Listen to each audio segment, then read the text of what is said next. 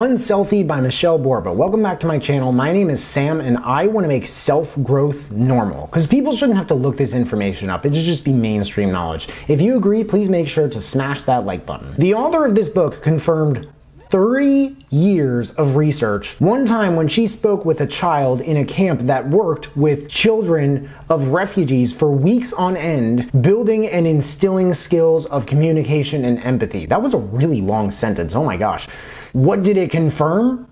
What it confirmed is that empathy can be taught. Empathetic habits can be practiced, lived, and developed. Empathy is what lays the foundation for children having lived one essential truth. The truth is that we are all humans who share the same fears and concerns and deserve to be treated with dignity.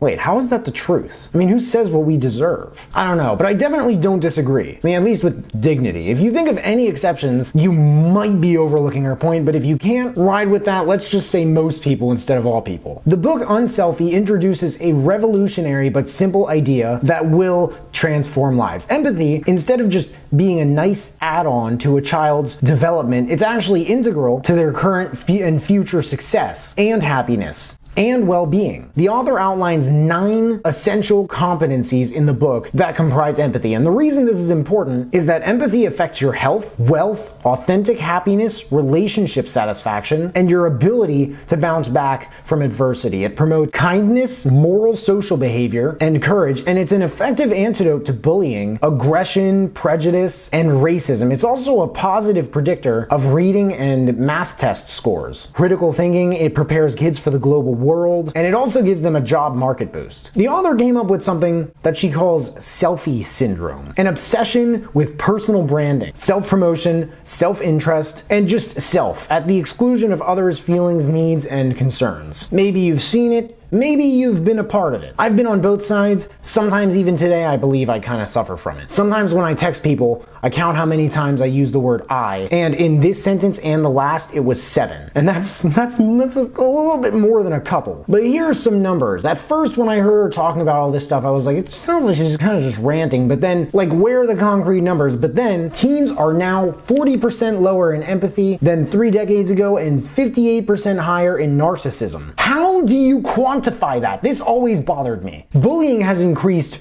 20%, and middle school students contemplate suicide as a solution. Since then, all 50 states have passed anti-bullying policies. 72% of Americans are saying that moral values are getting worse in our country, and 20% of our youth meets the criteria for a mental disorder in their lifetime.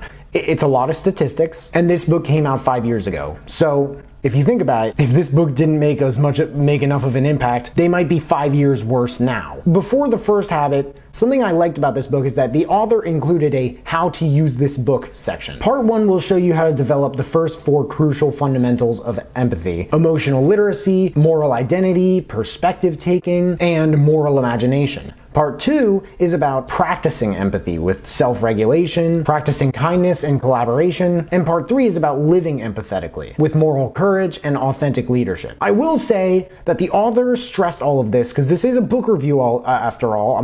This isn't just a summary. She stressed this all in a way that put like a lot of emphasis on children. I really don't think this book is targeted toward adults who don't have kids. And I guess that makes sense because of how important empathy is as a practice and lifestyle can be in the development of a quickly growing mind at a young age. After all, a child is the best person to teach everything in books like these. But it's interesting to me that she revolved this book around teaching these things to your kids instead of just yourself. I could say that the focus on teaching this material to kids throughout the book would make the title misleading, but it's not entirely misleading. I mean, it does say why empathetic kids succeed in our all-about-me world. But let's go through those habits, shall we? Habit number 1 is emotional literacy. This helps you recognize and understanding the feelings and needs of others and yourself. Apparently, children, believe it or not, are much better at recognizing emotions in babies than adults are. Who knew? I definitely wasn't surprised how much emphasis she put on digital rules, she called them, but it's definitely helpful doing stuff like,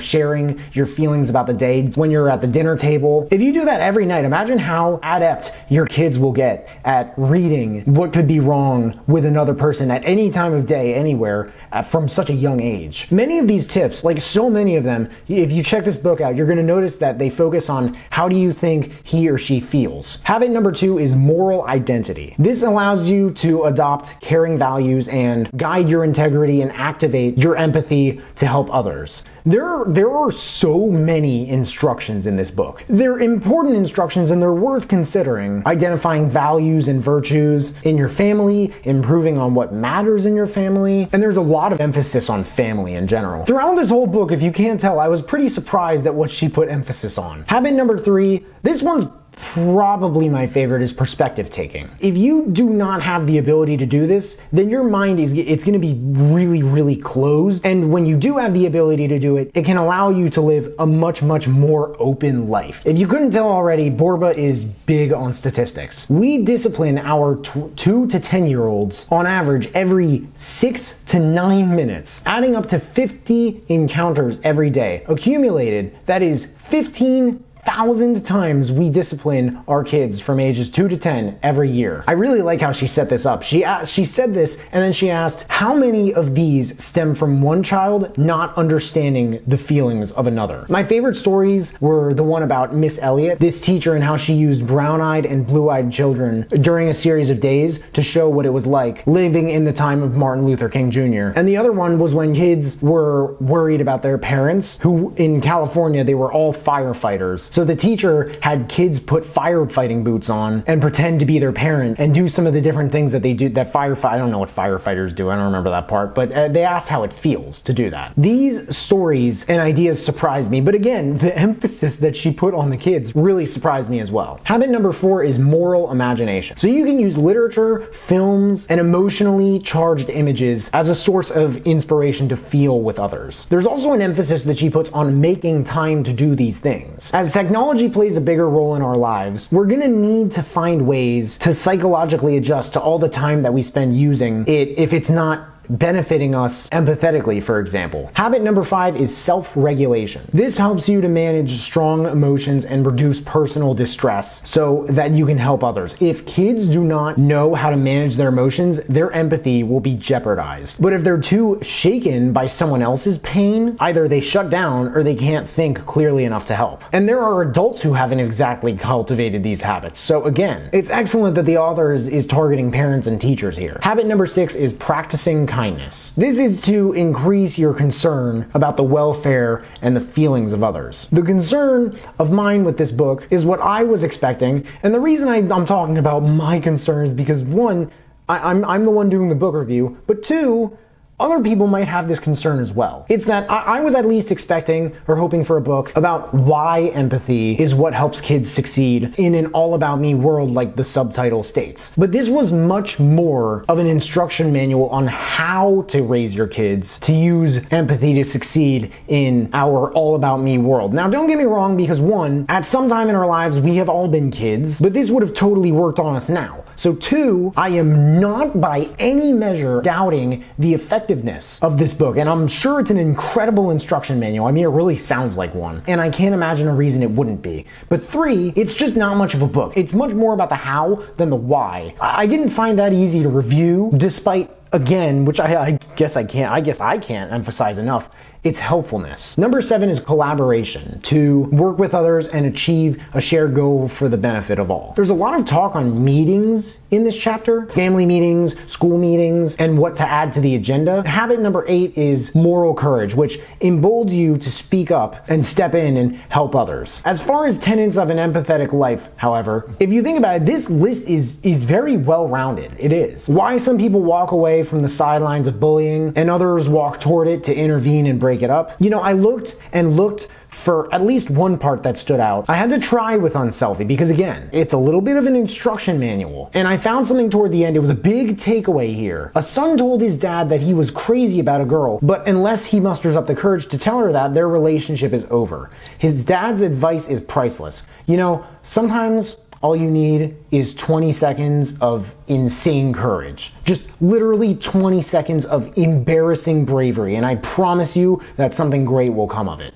The truth is, sometimes kids need gentle nudges to step out of their comfort zones and discover their inner strength. Our job is to help our children find their 20 seconds of safe courage. Honestly, I got goosebumps just reading that out loud. And lastly, habit number 9 is altruistic leadership. This motivates you to make a difference for others, no matter how small. It's a good choice for a last chapter, might I add. What did the negative reviews have to say about this book, and do we agree with them? Believe it or not, I couldn't find any 1-star reviews. A 2-star review by H. Lambert said that the narrator's voice changed so much, and I didn't really hear this at all, that they couldn't focus on the book. There's also a conflict, because we want to teach compassion, but our kids need to be tough to make a living in this world. And I guess that makes sense, but you can find a happy medium. I don't have kids myself, I'll admit that, so anything that people watch this and they're like, this idiot doesn't know what he's talking about, it's partially probably because of that. But sometimes you hear stuff in nonfiction books that you don't agree with. It's helped me to make this sort of face of,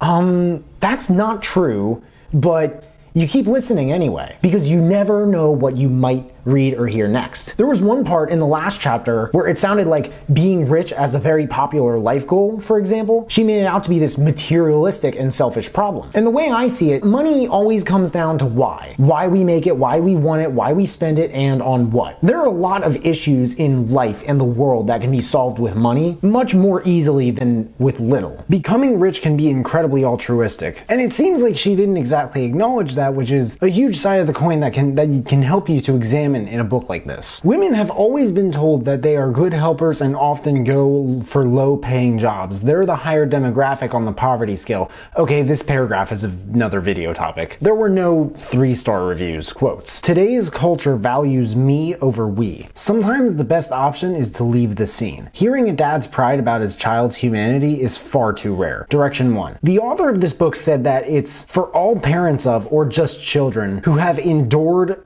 peer cruelty, which I suppose is just another term for bullying. Direction 2. If you like this book, there's another author whose work I've documented pretty thoroughly on this channel, named Brené Brown. You might like her books Dare to Lead and Daring Greatly. It's more books than instruction manuals, but not really instruction at all. In fact, she heavily relies on storytelling. But their agendas and the agenda of this book, I can certainly imagine cooperating with each other. UnSelfie by Michele Borba. There's a link in the description if you guys want to check it out and read the reviews. That and all the other books I mentioned in this video, if you want to check those out too. If there are any other books that you guys want me to check out and review, please let me know in the comments below. Also let me know if you checked out this book and you liked it. But hey, make sure to smash that like button, subscribe if you haven't already, because I don't get why people watch this far into my videos and they don't subscribe. But if you have subscribed and you want to turn it up just a notch and turn on that notification bell to get a notification whenever I drop new videos, that would mean the world to me. Thank you guys so much for watching. I really appreciate it. You can find me everywhere, and I will see you then.